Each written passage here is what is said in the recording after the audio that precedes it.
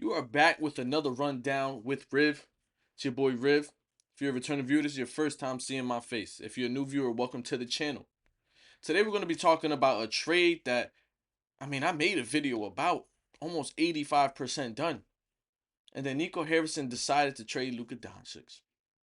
But before that, I had a video discussing a trade that I thought was so monumental when you begin to look at it in hindsight and kind of give it like a 5 years later evaluation, or even like a 2 or 3, maybe even a next year evaluation, if you want to look at it like that.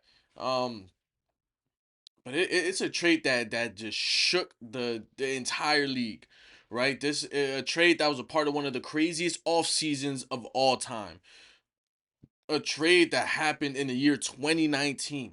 I'm gonna begin to set the scene for you guys, and I want to slow down. I don't want to go too fast. Let's take our time with it. The year is 2019. Kawhi Leonard just won an NBA Finals with the Toronto Raptors. Finals MVP. He's an upcoming unrestricted free agent. But even more important than that, in that finals, Klay Thompson was injured. Kevin Durant was injured. So the Warriors dynasty that we said, when is this gonna stop? When are we gonna stop seeing them in the finals? This would be the last time for a couple years where they would make it back. And the next time they went back, it looked a little bit different. But Kevin Durant's injured and he's a free agent. Klay Thompson is injured and he's out the whole rest of the season. Kyrie Irving is a free agent.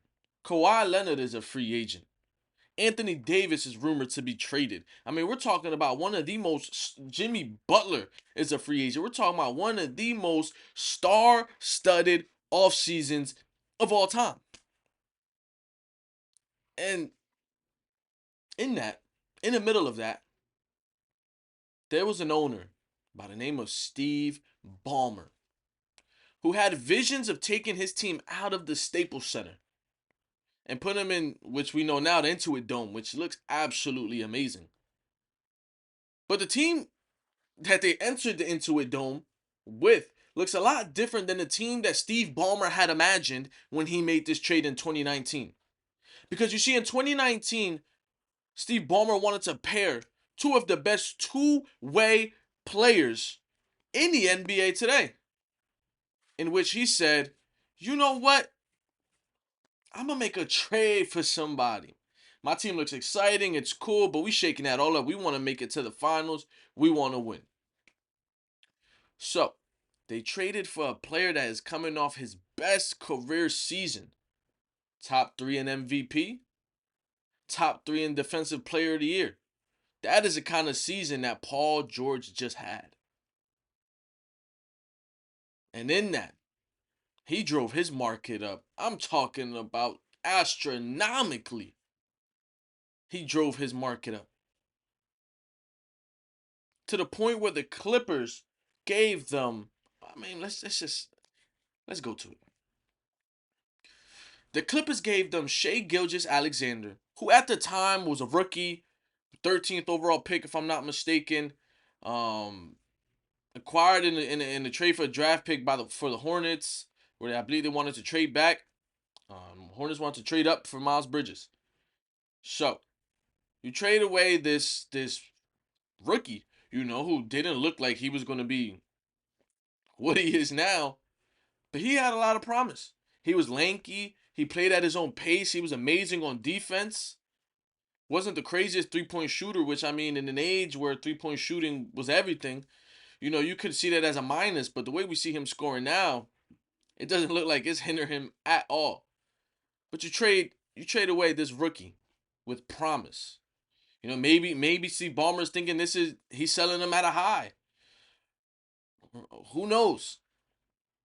But you also trade Danilo Gallinari, some cap filler, and 5 first round picks. Now, this is where it gets interesting. I lied. It got interesting a lot before that. It got interesting when Shai-Gilgeous Alexander 2 years later is in perennial All-Star and Finals perennial All-Star and MVP candidate, runner-up last year, is many people's front runner this year. I mean, we're talking about a player, a generational player. You know, we OKC fans dreamed of a KD legacy, of a Russell Westbrook legacy. You know, careers that were going to finish there. But now it's looking like the careers that are going to finish, the people that are going to finish their careers here and make a culture here and contend for chips here is Shai-Gilgeous Alexander and Jalen Williams, who did I not mention was one of the was picked by the Thunder with one of the 5 first round picks sent by OKC, sent by the Clippers. I meant, and we already know what Paul George's tenure with the Clippers was. Had a couple good seasons, riddled by injuries. When he was healthy, Paul George was. When he was healthy, Kawhi Leonard was hurt. When Kawhi Leonard was healthy, which was seemingly never, Paul George was hurt.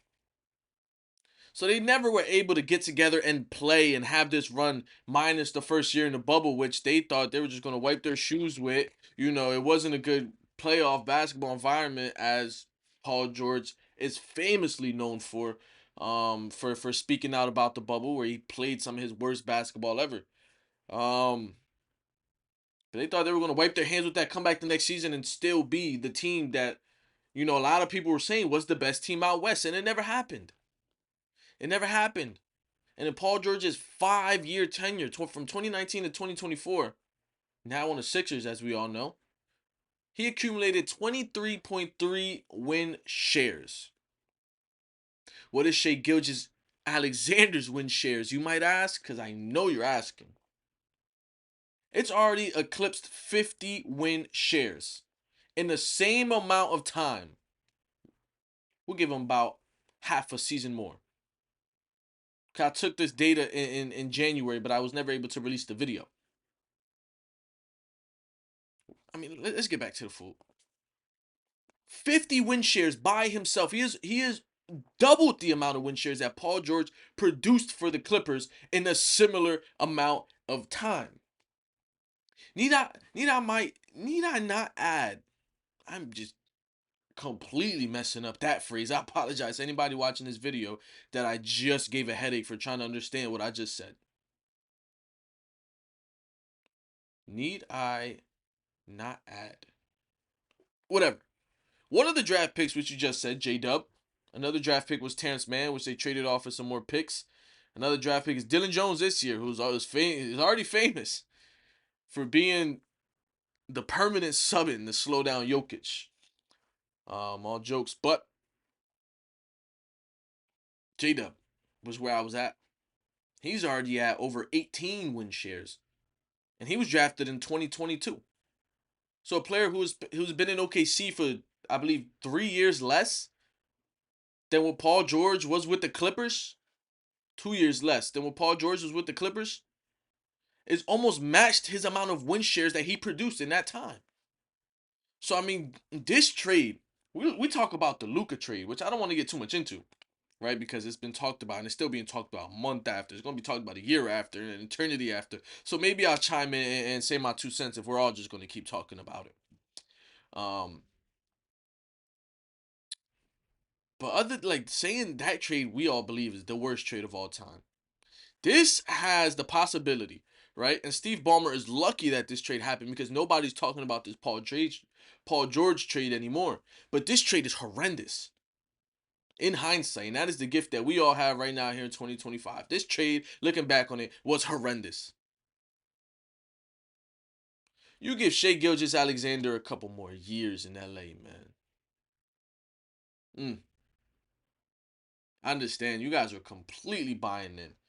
And this is kind of what you had to give up. This is the deal, the package for not only Paul George, but if you sign Paul George to that, Kawhi Leonard said he was going to sign. So you put yourself in a pickle, right? You don't really know what to do. You don't know where to go if you're Steve Ballmer, right? You feel your hands tied, right? You really want Kawhi Leonard, but you got to trade for Paul George too. You shouldn't have. All right, hindsight, Riv, hindsight. But man, We want to talk about highway robbery. Sam Presti, you cannot keep getting away with this, dog. You can't. You see, and that's that is what adds to the greatness of Sam Presti is the fact that he made this trade at such a time in such a timely manner, right? At the most opportune, perfect time. Right? You may ask yourself, why are we trading someone who's top 3 in MVP and top 3 in DPOY? You want to know why? Because also on the same team as him, we have the person who had one of the greatest seasons of all time, and maybe 2 years earlier. And nothing has come to show of it. This team still isn't competing out west with the Warriors and the Rockets. So I understand we have some really good players here. I understand that we could maybe do something with our team, make some noise. But when the third best player on your team was Carmelo Anthony, who shout out to Carmelo, you are a legend in this game, dog. But that right there, man. OKC, Hoodie Mello, that ain't New York Nick Mello. That's not MSG Mello. That's not Mile High Mello either. So he knew he wasn't going to be able to surround this team with the supporting cast that it needed to go. I mean, we have Andre Roberson mixed in there, a bunch of players that can't hoop for anything, man. I don't even know how Russell Westbrook did what he did in that season. Because if I was any other opponent team, I would be quadruple teaming Russ. But we talk about Sam Presti knowing the exact time, knowing that we have a top 3 DPOY and MVP candidate and Russell Westbrook, and we're still not able to make noise in the West. So it hurts. And it hurt for a couple years because OKC was bad. They got Chet Holmgren out of it. They got J-Dub out of it. They're still getting that stuff out of it, right? Because what Sam Presti did, he traded Paul George away. He had all this cap and he began eating contracts.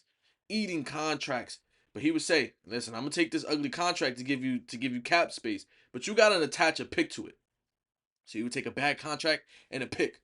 And here comes the trade deadline. And the playoff team wants a now expiring deal.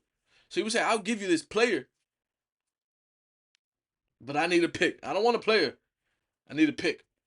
So he was able to get 2 draft picks. One when the player was incoming, one when the player was going, just to take on some money because he had cap space. And this is how he continued to build and build. And this is where we saw the graphics that he has so and so amount of draft picks in this year, and he has 3 first round draft picks in 2050 and crazy, like obviously exaggeration, but he knew what he was doing, man. I don't know why I talked the last 3 minutes about Sam Presti, because well actually he was able to pull this off.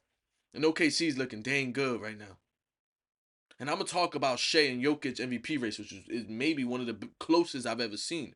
And I'm also gonna talk about the 2019 draft class, which is the craziest offseason I've ever seen. It is your boy Riv. It's another rundown with Riv. Looks a little different, but I want to push content. I don't have too much time to edit the way I did in my past videos, right? I did that when I was on break during work. I had extra time. I work a full-time job, but I still want to get content out to you guys. I still want to talk about sports. I still want to build a community where we could just chill, break stuff down, have debates. I want to have some people on here talking about some stuff, have conversations, all this, that, and the third, man. We here to talk good about sports, even though I'm talking about this, how bad this trade was. I'm not bashing Paul George. Paul George was a dog. But man, that trade was bad. It's been your boy Riv. See ya.